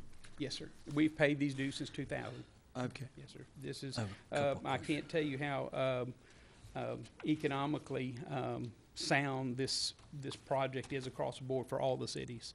As far as our training, we get special rates at the colleges for our training. We joint train together. We save money. We backfill and save money. There's a lot of different areas that this organization in our master plan brings to the table that is like second to none. I mean, Don't they have a training, like a firehouse, where they go in? yes, we go to Tarrant County College to Arlington or do all something? our, I got a couple questions on what you mentioned. I see other cities have the equipment and they're housing it. We just happen to be in the need of another ladder truck coming up, and I don't know if it falls into this category. But you mentioned that we don't have the either manpower or expertise, you said in your presentation, to like maintain these this equipment. I don't know if you had one in mind, like the light air truck or the heavy rescue or whatever. I personally think our firefighters are, probably the top in the area, and I know they are qualified. So, my question is, why do we not have one of these pieces of equipment in our firehouse? because if we had a piece of equipment, we don't have another resource to pull manpower from if this truck gets called out to a call. We have to take this piece of equipment and go, and it takes our station away from us, per se. Put Yeah, three but- people on a piece of apparatus and go to a, But right now, we're sending 2 people to support Right. equipment elsewhere, and if we put 2 people on it in Westlake and Roanoke, or they could be, there as fast as we could be there, and they could supplement what we don't pull out of our fire station. That's what I mean, we're all within a mile, 2 miles of each other. So I guess what I'm getting to is like all these things that I'm looking at, Grapevine is to the east, Euless is to the south, Hearst. This would be an ideal place to have a piece of equipment in this area. You have Roanoke, you have, Westlake, you have Keller. I mean, there's nothing on this list that I see up at this end of the NEFTA region, I should say. So- and you're right, Kevin, we have grown over the years where we probably could supplement a piece of equipment up in this area, but they're still looking at the nucleus of the 14 cities as far as the major pieces of equipment. That's why they put the satellite up in Roanoke, where we could have something that handled the highway between Texas Motor Speedway and Grapevine south to 820. That's what gives a satellite. Most of this equipment, correct me if I'm wrong, but what I understood that day was that most of this was bought like in 2002, correct? Right. And I think at that time, their Trophy Club didn't actually have a location where it could be stored. And I asked the question there, I think, how did they decide what city got the piece of equipment, the NEFTA, and what the gentleman explained to me was it was a lot based on that. Who had the storage capacity, a place to Housing store it, capability. housing. And at that time, when all of these went out, we just didn't. But I do have a question, Danny, also. So take the light air truck, for example. That's something that kind of goes around and serves different, every one of these entities. But is it true that Bedford then is responsible for, say, it was kind of a grant given to Bedford for that vehicle, so they have to maintain the insurance, put the fuel in it? Yes, they do the insurance and the fuel. Maintenance and stuff comes out of the operational dues of the organization, but they do carry the insurance on the vehicle through the. What I remember he said was if it's some sort of a kind of a capital type, a major repair, they could come back to NEFTA and get they would basically give them a grant to repair it if the funds are available. But overall, the city of Bedford has to budget for oil changes and fuel.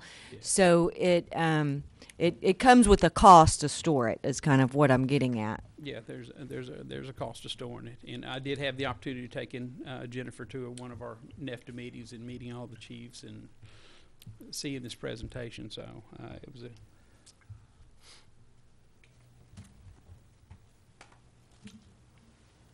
Anybody have any questions? I just want to add, first I want to say thank you, Danny. Very good job. The reason Danny and I thought it was important to kind of get this out there is, again, this will be kind of a new type of a fee structure.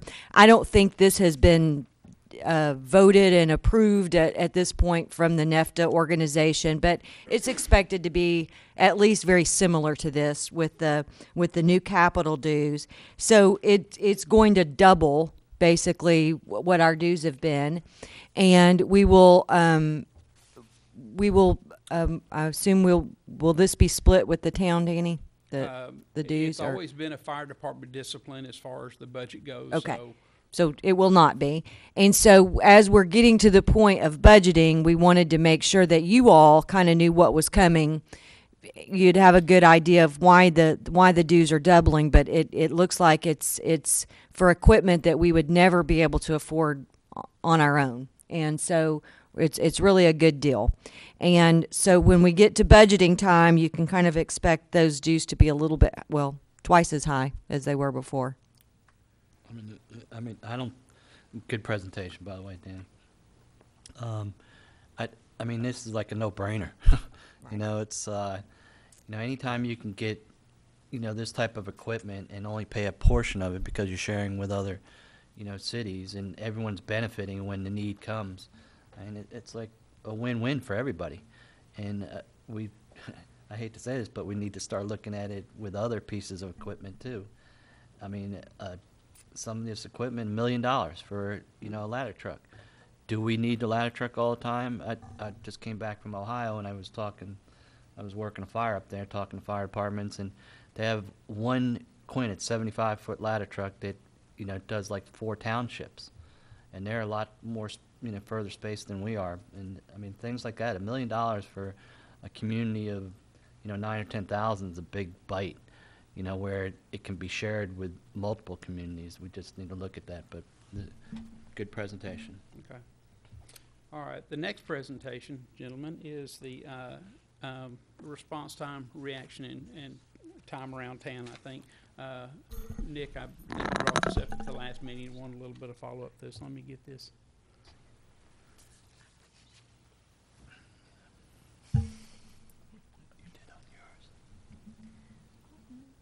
All right. Reaction time and breakdown. This starts with the 911 call to dispatch. The call is taken from the call taker and transferred over to the dispatch center in about 1 minute and 40 seconds. And what this means is the dispatcher is taking these emergency medical type of questions or fire type of questions from the 911 call and diverting it into the language, what they're going to give back to the dispatcher and what they're going to put on the screen to us. So they dispatch us, and the turnout time, the first en route averages about 1 minute and 30 seconds. So response time, first en route to first arrival. Drive times varies by location. Reaction times, call received to first arrival. Some of our factors here in town, and I think the question or the interest was why were we maintaining a close to a 7-minute in the pit area? And we've got some drive times on here I'll show you in a minute, but a lot of those factors are no major roads or highways. We have to veer to 1-lane or 2-lane traffic, driveways and et cetera, roundabouts, time of days, school zones, and the whole 9 yards. Our major thoroughfares, Indian Creek, Trophy Club Drive, and Bobcat, we can make an average speed, but it's still, we're dealing with a lot of intersecting driveways and roadways and stuff. Secondary roads even slower. No loop road, so we're basically Center Point East and Center Point West is our response time values. We did fire station response time from here to the east part of town, and we averaged this at about 35 miles an hour. So we did, go out of our realm a little bit. We're allowed by law to do 10 miles an hour with the posted speed limit as an emergency vehicle with lights and sirens. So we tried to maintain around that 30, 35 miles an hour or so.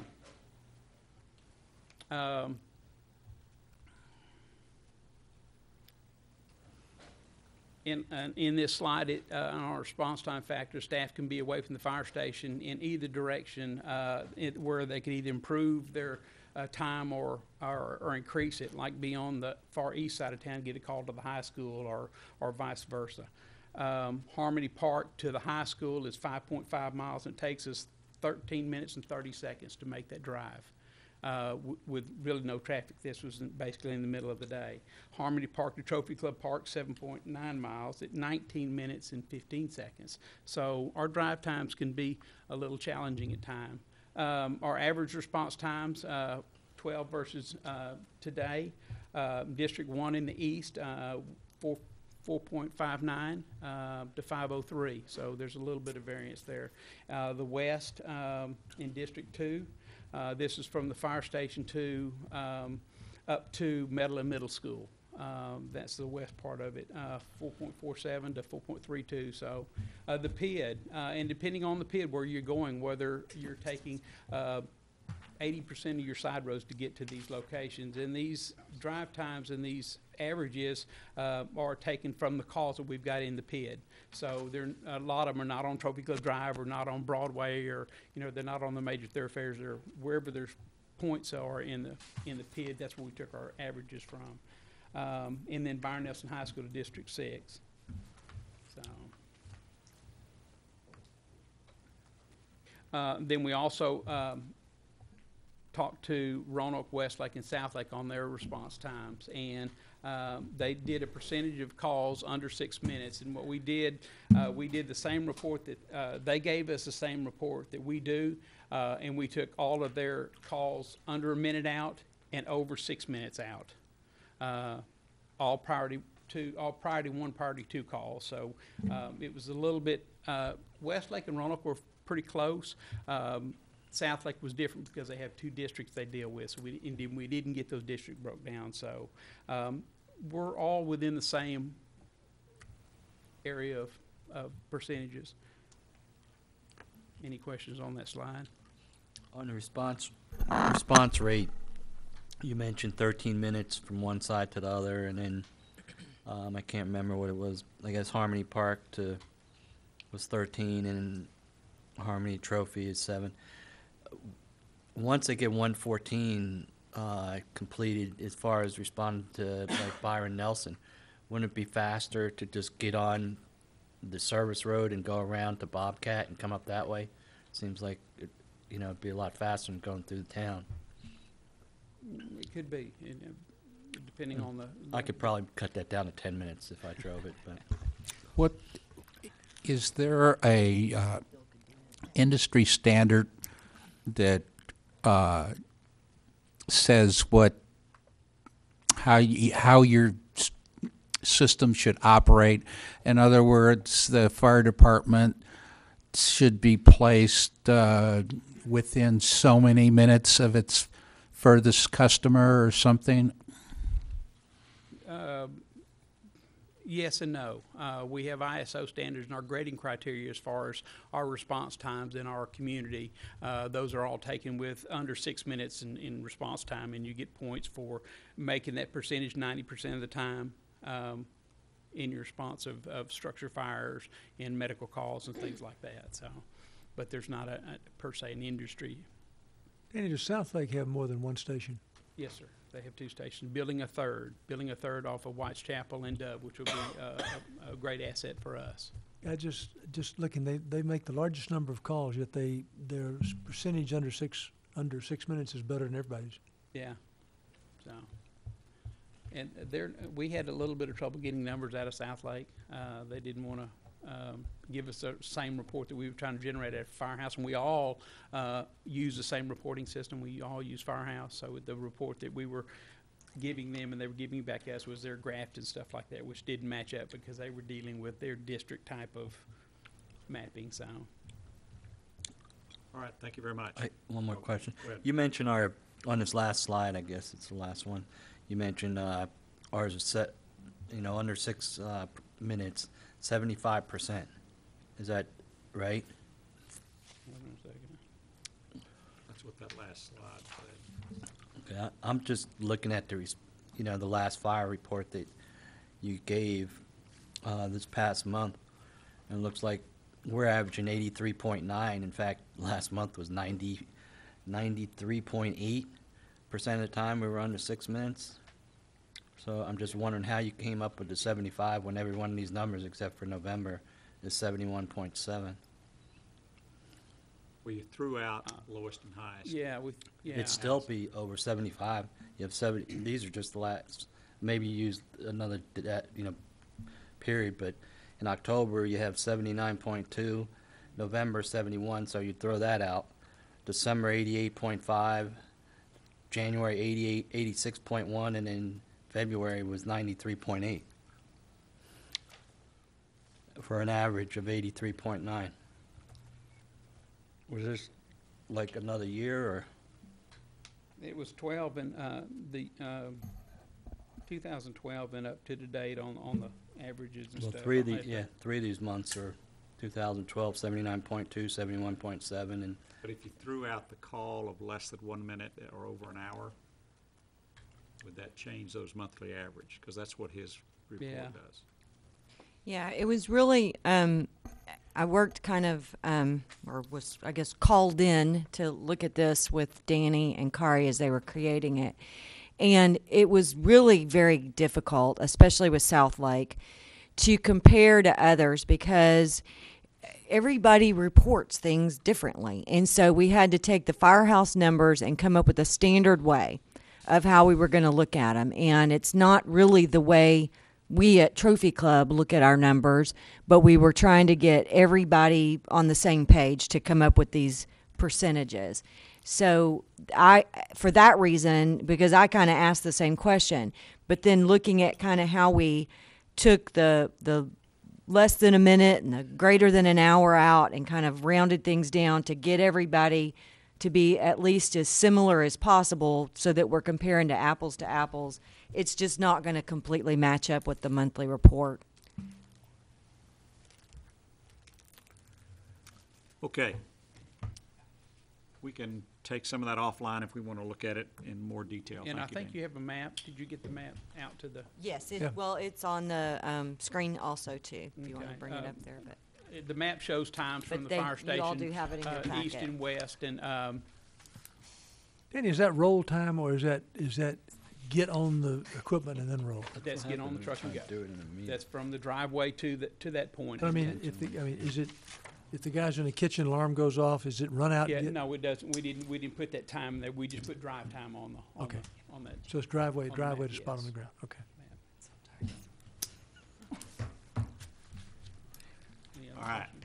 Any other questions? All right, thank you, Danny. Thanks. We will go on now to item number 5. Consider and take appropriate action regarding the February 2013 financials. We have combined financials and a variance report. I would entertain a motion to approve both Make a motion that we approve February 2013 financials and variance. and variance. And variance, okay. Do I have a second? Second. Moved by Director Carr, and we do have a second. Yes. Any discussion? Hearing none, we'll call for the vote. All those approving the financials and the variance, show your hand. It is unanimous. Item number 6, consider and take appropriate action to adopt Order 2013-0319, amending Trophy Club Municipal Utility District Number 1 Board of Directors Ethics Policy. This has come back after all the final corrections. We've looked at it several times, so this should be almost a rubber stamp at this point. I would entertain a motion to approve the ethics policy. Amending, anybody? I'll approve it, I guess. Approve. Kevin Carr moves. Do I have a second? Yeah, Second. I was just gonna write, say the number, okay. All right. So we do have a motion and a second to approve the 2013-0319 Trophy Club Ethics, Municipal Utility District Number 1 Director's Ethics Policy. I'll get that out in a minute. All in favor, show your hands. You know, any discussion? You want to discuss it? Just wanted to ask, Jennifer, is basically this just the suggestion changes we had from last month? yes. Yeah. Thank you. Yes. You got all your periods and commas in there.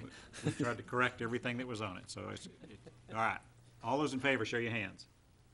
It is unanimous. All right, Item number 7, consider and take appropriate action to form a citizens committee to develop a water conservation public service video. Jennifer? The staff and I were kind of brainstorming on some ideas, and we thought this might be something fun that we could do. We'd like to kind of get some citizens together and create somewhat of a script. And we had thought something that might be kind of fun would be just kind of asking customers ways they conserve or what do they think about conservation, getting and just maybe the video would just show the question and then getting their actual reactions. That always makes it kind of fun. That's just an idea, but we want to get a citizens group together, throw it around. Of course, we're hoping we will get a volunteer that has a nice video camera because we don't have one, but we'll see what we can find. But we just thought that might be something that the board might want to, some of you all might want to participate in, but we think it would be a lot of fun and really get the word out there for the citizens. Could I? All right, Director Carr. I talked to Jennifer about this, and is Miguel back here? So, Yes, he is in Yeah. the room. Miguel, you have a green screen, right? Yeah. Would you be interested in helping us out on it? Okay. I know he puts together videos. That's why I mentioned his name. He does has a green screen and everything that we could use, and he puts the backgrounds and everything in there. And so he'd be one of them I'd like to see on this. And we could show Director Thomas's backyard. Well, I mean, Actually, I would volunteer the Front yard with the the sprinkler heads in the front yard because they're all efficient heads. Are you still the highest user in Trophy Club? Not since I put those new heads in. Okay. And another thing, I'm not committing anyone, but my neighbor is actually very, very good friends with Barry Corbin, the actor, and he said that he could probably get him to throw something out there too. That would be great. All right. Any directors, we could take a motion, or you could just, if you have no objection, we could just have Jennifer move forward with something. I guess I'd like, it doesn't have to be a motion, I'd like to give, well, I guess I could make a motion. Make a motion that we direct Jennifer to go forward with putting together a committee. All right. I just want to make sure it's in writing. We could direct her or give a motion or whatever, but. Okay. We have a motion to instruct Jennifer to move forward with the idea of developing a water conservation public service I like video. that so much, I'll second it. And Director Thomas seconds. Okay. Any other discussion? Hearing none. All those in, wait a minute, Director Armstrong. Yes, I just wondered, to go along with this, if somebody could do some research on what might be available out there at the state level or national level. We have a lot of that. And actually, when we get to the 4th of July item on the agenda, we want to talk a little bit about some things we've been looking at on that. Hey, Bill, in all seriousness, that smart meter you've got, and I've got, one of those we ought to show. Could we kind Okay. of just expand it to maybe an educational video that could be passed on to the Northwest, All right. All those in favor, show your hands. ISD school. It is unanimous. Move forward, Jennifer.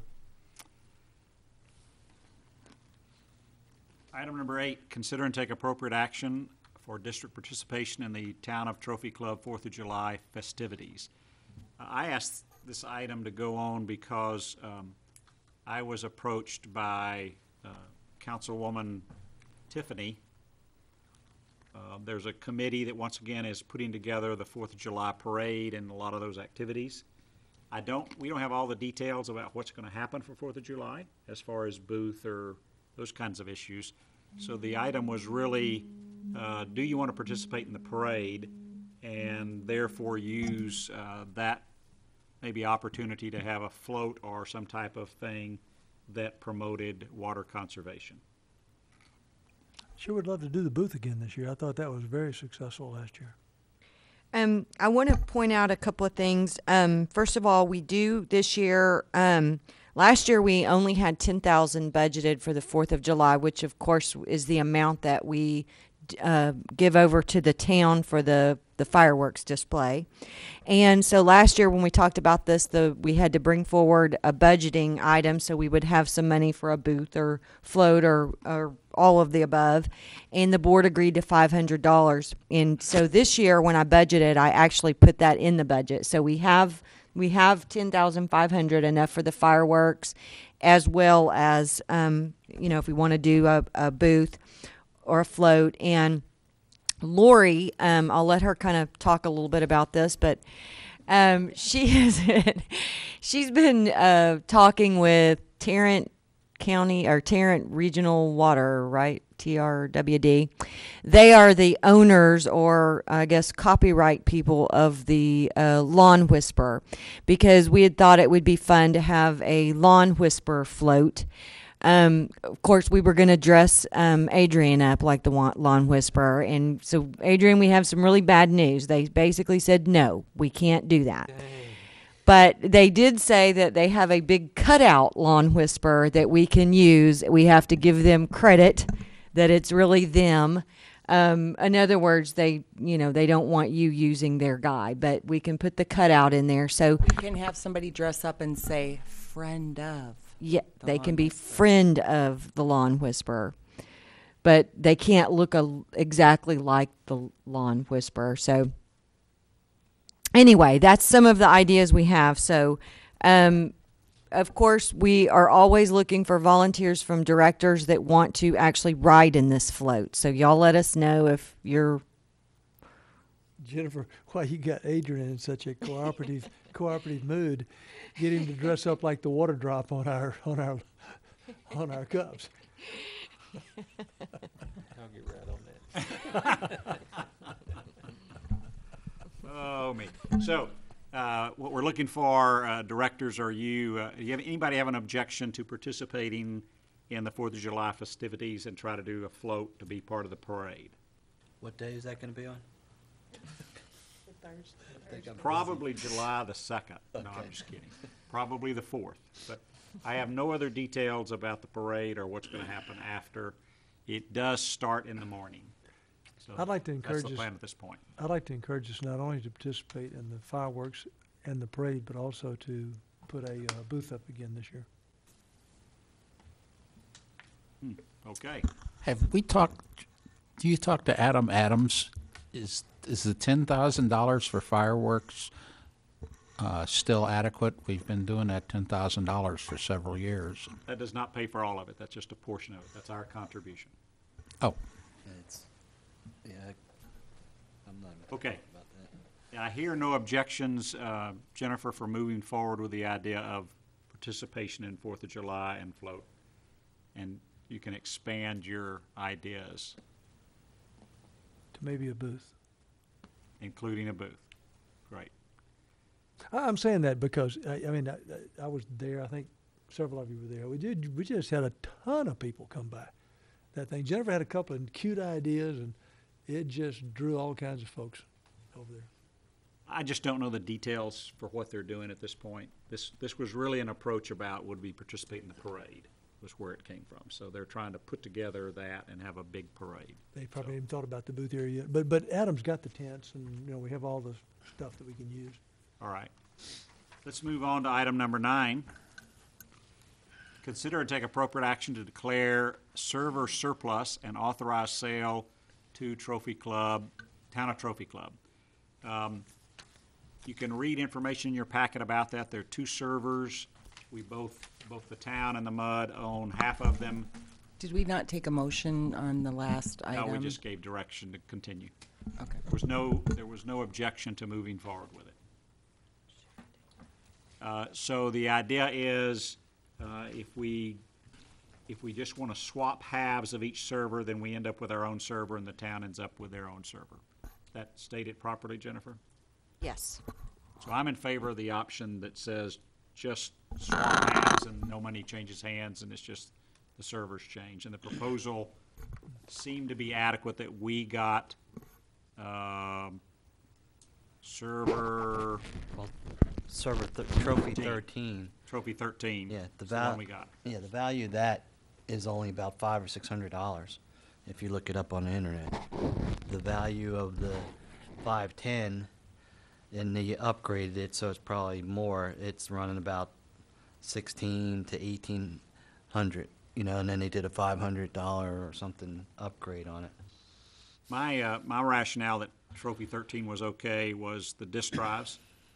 The Trophy 13 had 4 300 gig drives, whereas Trophy 22 had 12 146 gig drives. So if it's 12 146 gig drives, they're really old disk drives, even though Trophy 13 is a little older server. Neither one of them have much salvage value when you get right down to it. No, that's why I said the one's $500. But, I mean, another question that should be asked is, we just spent like $60,000 on a virtual server. Why isn't our equipment or information on that virtual server? And this 22 has been sitting there stagnant. I mean, it's idled since last year. And, you know, I guess why did they upgrade something that they aren't even using? Well, he wants to use 22 for the police department, as it's stated. So So he's going to repurpose it. why don't we use 22 for STW or something else? And let Well, then them we use- would have to transfer the STW to it. Yeah, It's more work, yeah, if I understand. Is our STW running on 13? Yes. no. I yeah, thought it got moved to the virtual server. No. No, it has not got moved to the virtual server. I asked Mike Pastor about that, and he said they were concerned because there was a lot of tension between the MUD and the town, and they know how to migrate it to the virtual server, but he's said it's going to be a much more difficult task to remove it from the virtual server. So they wanted to kind of wait and see how things went before they moved our stuff over to the server. So We it, own half the virtual server. yes. But we don't have anything We'll on it. discuss that issue later. If we want it over there, we should move it there. Uh, But, go ahead, Bill. Is there a particular reason with the price of really high-speed computer systems nowadays that we just don't have a server and a backup server ourselves? I mean, that certainly doesn't cost very much money nowadays. Well, virtual servers mean they're running on one big box, and you create multiple virtual servers on it. Yeah, well, what's the Share resources, so you what's have backup. what's the advantage to that versus having multiple servers using the same RAID storage? Well, the advantage is disaster recovery in a virtual server. You can back up everything, including the operating system, and be back up in a matter of minutes if it actually failed and you needed to move it to another physical box. So it's really the best scenario to have virtual servers. Well, why wouldn't we just have our own? I think it would be, I think a virtual server would be probably very costly. Well, we have a physical server, and there are multiple virtual servers on it. So we share, the town and the MUD share the hardware, but it creates multiple virtuals on it. Does that make sense? Well, I hear what you're saying, but if you're just operating virtual machines on one computer, why couldn't we be doing that on our own? You could. Well- Other than their shared resources of backup devices, power supplies, things like that. So there's some redundancy if you separate it. The point really here is, are you willing to just each take one of the servers and go with it, or do you want to do it based on a financial number? That's the point that's on the agenda. I If we're going think to move the stuff to the virtual server, which we should be doing, what do we even need the other one for? Because today it's there and you're using it. Director Moss? But if you're gonna move the stuff off of it, what do you need it for? It's just something you gotta maintain. It's an expense. Get rid of it. I was gonna ask Jennifer for her recommendation on whether or not we sell the town, this server. Well, it wouldn't be, what Nick mentioned is it's either an even swap or a financial number. Right. And as far as the swapping of these, I've kind of hearing two different issues here. And so first, this issue, I don't have any issue with swapping out this, ownership of this. But if you recall from the joint meeting, there is the town has plans. It appears to build a municipal building. I've tried to kind of get some more information from IT, and they don't really know what the plan is at this point. But their concern of moving the STW over to the virtual server is valid in that if it's very difficult to take it off of there. Because if they're going to be moving in 2 years to another location, we may not want to be mixing our further getting things more connected in there. But that's a whole different issue. And so I think for tonight, we just need to look at the issue of the swapping of those servers, and then we can discuss what we want to do as far as that, maybe next month. Yeah, I let's just think- focus on this issue. Okay, I think the fair thing to do is, research the price, the going price for these things. You add them both together, split it, whatever is above and beyond for the R13, for them to take the R22, that's what they cut a check for. I mean, that's the fair thing to do. We both have 50% in these things, and the one is valued a lot less than the other one. Well, as Nick said, neither one of them are worth very much money. No, but they And if we just, they have value to them because we're using our STW systems. Would you on like to make a 13. motion, Director Carr? I'd like to make a motion that we have the IT department research the going rate for replacing these, or what the value of each one of them is, divide it by, 2, and whatever the difference is. If they want to take the Trophy 22 one, then they would owe us the difference, our part of it, I guess. Does that All right, make I have a sense? motion to Second. come up with the value and settle up money-wise, and I have a second. Any discussion? yes, wasn't the original thing is that we would take number 13 and there wouldn't be any money transfer? I said that was That's an my option. option, but we have a motion before us. The motion is come up with a value of Trophy 22 and 2013, add them together, split it. Who owes money to whom based on what you're going to take. If they're going to take 22 and it's valued more, then we get paid The difference, correct? the difference. Okay. It's a relatively small amount of money either way you go. All right. Any further discussion? Hearing none, all in favor, show your hands. All opposed? And so we have one opposed. All right. You need to go sit down on that low. Jim Moss seconded. Okay. All right. Item 10. Consider to take appropriate action regarding payment of retainage for the construction of the fire department. All right, so what do you want to do there, Jennifer? Nothing. There is no news on that, so you can just table that this month. All right, we would just take no action and it will come back to next month. We're not going to table it. All right, have I covered all the items before we go into executive session? Short break. All right. I think we are to that point. Item 11, I'll read this first before we go into executive session, and we will recess for a few minutes afterwards.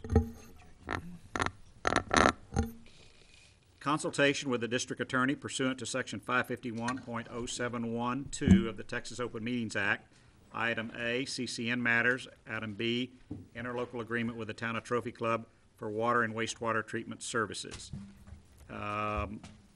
And item 12, deliberations pursuant to section 551.074A1 of the Texas Open Meetings Act, annual evaluation of the district manager.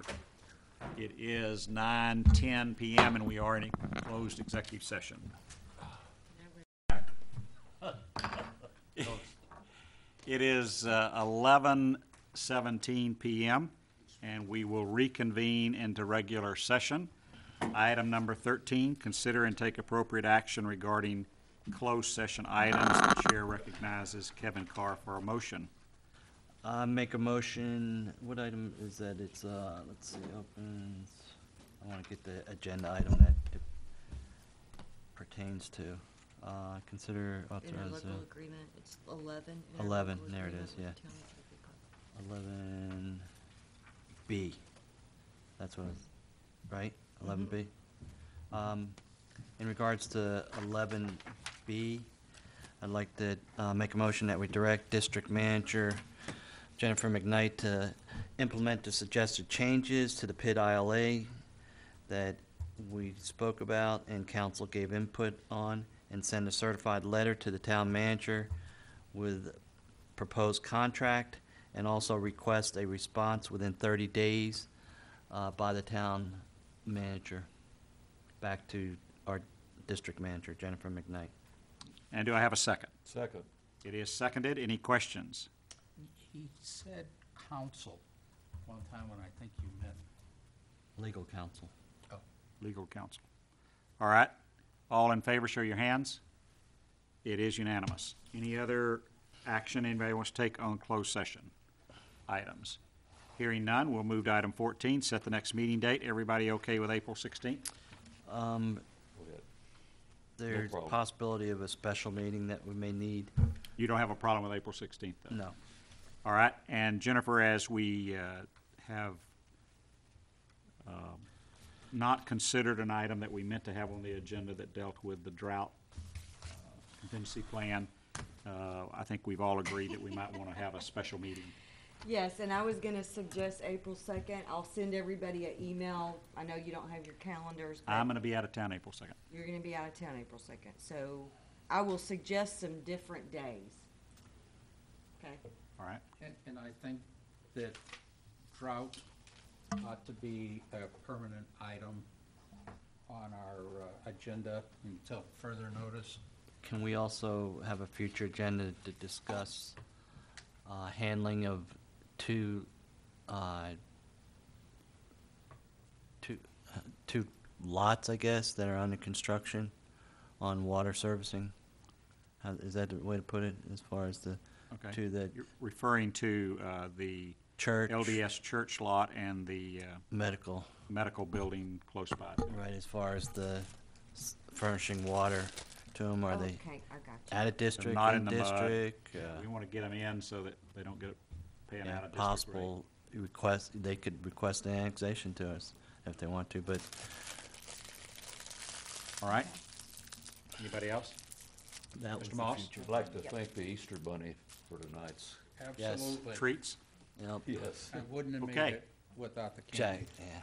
All right, it is 11:20 PM. We are adjourned. Which